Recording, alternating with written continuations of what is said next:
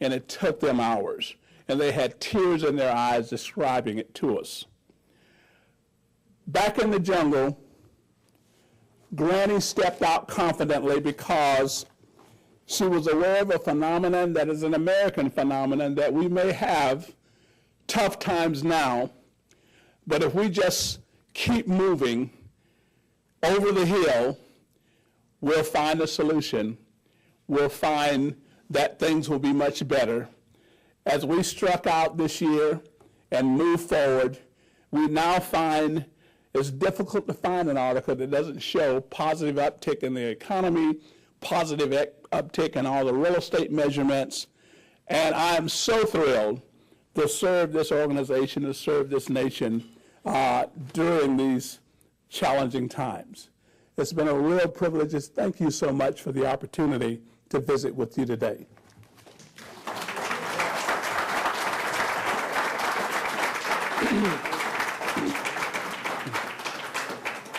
Today at the City Club of Cleveland, we are listening to Charles McMillan, President of the National Association of Realtors.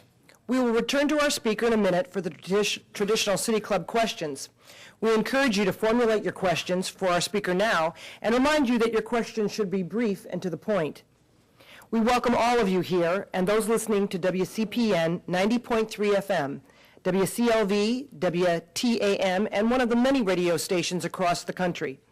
Radio broadcasts of the City Club are made possible through the generous support of Case Western Reserve University.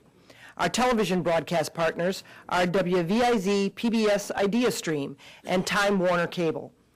Television broadcasts are supported by National City, now a part of PNC, and Cleveland State University. Closed captioning is supported by Nordstrom Corporation. Our live webcasts are supported by the University of Akron. Today's forum is the George Dively Memorial Forum on Cleveland's Tomorrow, which recognizes a generous gift by the George Dively Foundation. Also today, we are pleased to welcome guests at tables hosted by Baker Hostetler. Thank you for your support. Now, we would like to return to our speaker for our traditional City Club question and answer period. We welcome questions from everyone, including guests. Holding the microphone today is Director of Development, Jessica Leary Allen. Now, the first question, please. Yes, Mr. McMillan, you mentioned in your speech of the government's part in encouraging real estate. Don't you think that even though I may consider, like George W. Bush, maybe even consider him a friend, that they had a little difficulty in stimulating the economy early on, and therefore lowered the interest rate so that people would buy?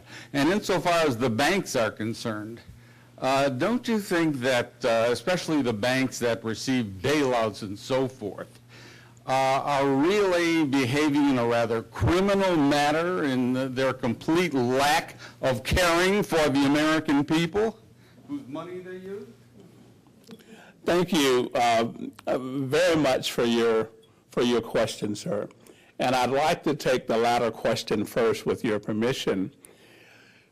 I was one of the individuals who came before Congress and testified in favor of the government giving billions of dollars to lending institutions, because the testimony from those experts in office was that demise was imminent and serious.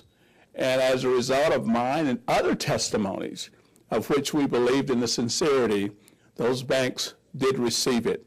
And while I would stop short of using the term criminal, if you would, I will say it is unconscionable that the major banks, and it's not my statement, you can read it in every media statement, that they boast now of profits in second and subsequent quarters, and those profits can be almost directly attributable to the bailout money that went to shore up the bottom line.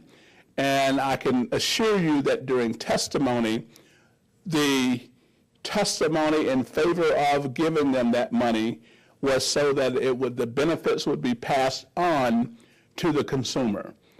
in the form of lower rates, in the form of marking to market those properties that are now upside down, so that the seller can sell and buyers can buy and keep the economy moving. So we are certainly as anguished as your question as to why we don't have more cooperation there. And that, moving to the other question, is why. We know that competition in any entity, in any industry, creates a field that the competitiveness creates reasonable terms for those who would use the services. And there are those who have opined, if you will, that in the absence of federal government availability of funds and in competition with the private sector, that there almost seems to be a collusion amongst the private sector to keep their bar high and to basically disenfranchise those whose the funds were intended for. How does your organization control or monitor members who are using false appraisals and encouraging contracts for unworthy credit risk? Thank you, sir. Our organization has a code of ethics, and that code of ethics basically requires everyone. The National Association of Realtors is the umbrella for real estate and is not involved only with those practitioners who are involved in sales and leasing, but commercial and appraisal as well. And one of the edicts that run throughout all of our practices is, first of all, if we see any kind of illegal or untoward activity, that we report those. Not only is that a mandate through law that there are penalties for seeing crimes like this committed and not reporting it, it's a part of our code of ethics. As a result of that, we have a legion of stories and news articles in which brokers and agents cooperated with the FBI, cooperated with various federal task forces when they saw the kinds of behaviors that you have described created in their marketplaces. Unfortunately, there are and have been individuals and entities, and I would say that fewer of them were associated with the real estate organization that perpetuated those kinds of things, but where we knew about them, we acted. Mr. McMillan, you mentioned the virtue of owning a home throughout your talk, and certainly the members of your real estate organization, Realtors, play an important role in selling houses and buying houses. And you also mentioned the low down payments which occurred on homes, many of which are now in foreclosure. To what extent do you think that the members of your association in trying to make a sale or to make a purchase played a role in encouraging some of those very low down payments? Do you think the time has come for some legislation to perhaps control that? Okay. Thank you for your question.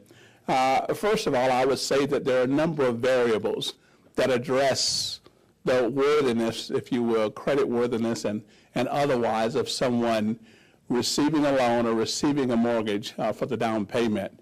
I would speak philosophically for the entire realtor organization. It is not to our advantage, it is not to our clients' advantage to get them into a home for the sake of owning a home, if that ownership is not sustainable. I, for one, do not believe that lowered down payment opportunities are the cause of our current crisis. The down payment has been the greatest barrier to most individuals getting even 1 foot on the bottom rung of the ladder of home ownership. And that was not done today. That was done even beginning with veterans coming out of World War II, couldn't save 50% to get a home.